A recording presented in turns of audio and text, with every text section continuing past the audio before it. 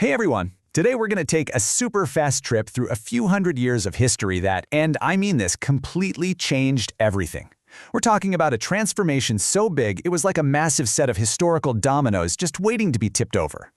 So that brings us to our big question. How on earth did we get from a world of knights, castles, and kings, a world that had been pretty much the same for 1,000 years, to a world of steam engines, giant factories, and global empires? It seems like a massive leap, right? Well, let's connect the dots and see exactly how it all went down. So, to see how much things changed, we've got to know where we're starting from.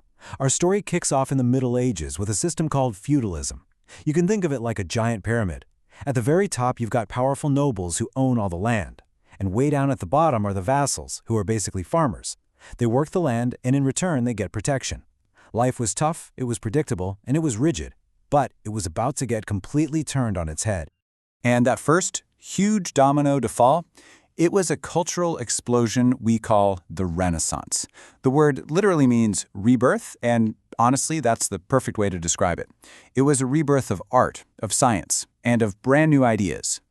Now the big idea that really powered the Renaissance was this new philosophy called humanism. See, for centuries, life was viewed almost entirely through the lens of religion. But humanism kind of flipped the script. It started to celebrate what individual people could accomplish right here on Earth. All of a sudden, people started asking huge questions, and they really believed they had the power to understand and even change the world around them. This whole new way of thinking was pushed forward by guys like Petrarch. You can basically think of him as a historical treasure hunter. He went all over digging up ancient Greek and Roman books and scrolls that had been lost for ages. And by reintroducing all that old wisdom, he sparked a wave of new creativity. And you can literally see this humanist spirit explode in the art. Artists like Michelangelo and Leonardo da Vinci just stopped painting those flat, symbolic figures of the Middle Ages. Instead, they started creating these unbelievably realistic pieces of art, packed with natural human emotion.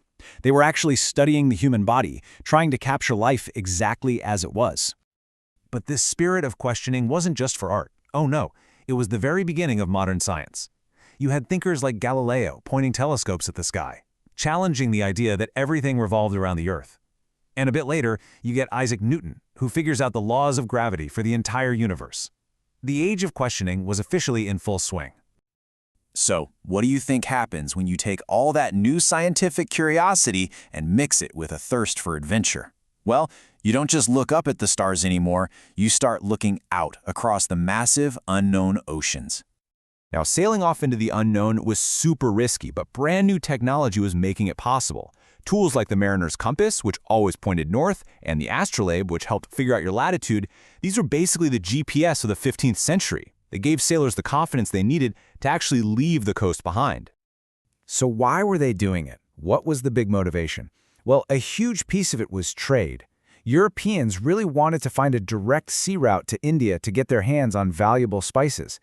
This quest led explorers like Vasco da Gama to sail all the way around Africa to get to India, and it led Christopher Columbus to sail west, where he accidentally bumped into the Americas. And these voyages, well, they completely rewired the entire world. European countries started building colonies everywhere. A flood of new resources like gold, silver, and sugar poured back into Europe. This fueled the rise of capitalism, the whole idea of investing money to make a profit. But this era also had a truly devastating dark side. It kicked off the brutal and tragic transatlantic slave trade. But that Renaissance spirit of questioning authority, it wasn't done yet. After challenging old ideas about science and the shape of the world, it was about to take on the single most powerful institution in all of Europe, the Roman Catholic Church. And it all really started with one guy in Germany, a monk named Martin Luther. He was really troubled by some of the things the church was doing, and he decided he had to speak out. In doing so, he sparked a movement that would change Christianity forever. Luther's #1 problem was with the selling of something called indulgences. These were basically letters of pardon. You could pay the church and your sins would be forgiven. Luther said, no way. He argued that salvation came from true faith in God, not from paying money. He famously nailed a list of his arguments to a church door, and that single act lit a fire that spread across all of Europe. The result was the Reformation, a religious revolution that permanently split Western Christianity. a whole new branch called Protestantism broke away from the Catholic Church. This division led to years and years of conflict, but it also introduced some powerful new ideas about individual freedom. Okay, so let's pull all of these threads together for our final massive transformation. We've got the scientific mindset from the Renaissance. We've got the huge piles of money and raw materials from exploration. And we've got a society that's more open to new ideas after the Reformation. You mix all that together, and you get the perfect recipe for the Industrial Revolution. This slide really shows you the fundamental change in how everything was made.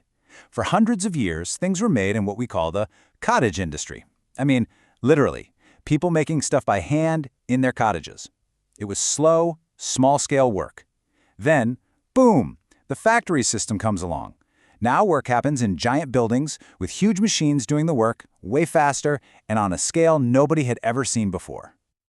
And it all started with simple-looking inventions like this one, the spinning jenny.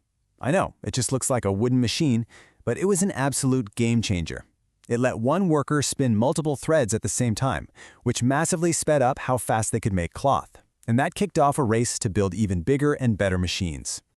And the speed of this change was just breathtaking. I mean, look at this timeline. In just a couple of decades, one invention leads right into the next and then the next. But the ultimate game changer was James Watt's improved steam engine. This was the machine that could power everything: factories, trains, ships. It really launched the modern machine age. So there you have it. We've gone from castles to factories in just a few minutes. Let's do a quick final wrap-up and see how all of those dominoes falling created the world that you and I live in right now. So here it is, the whole domino effect in one shot. The first domino, the Renaissance, got people curious and started them questioning everything. That knocked over the next dominoes, exploration, which brought in tons of new money and resources, and the Reformation, which changed how people thought about authority. All of that set the stage perfectly for the final, biggest domino of all to fall, the Industrial Revolution, which built the very foundations of our modern world. Think about it. Pretty much every part of our lives today, from our global economy to the phones in our pockets, is a direct result of these incredible changes. It really makes you wonder, doesn't it? What's going to be the next big revolution that completely shapes our future?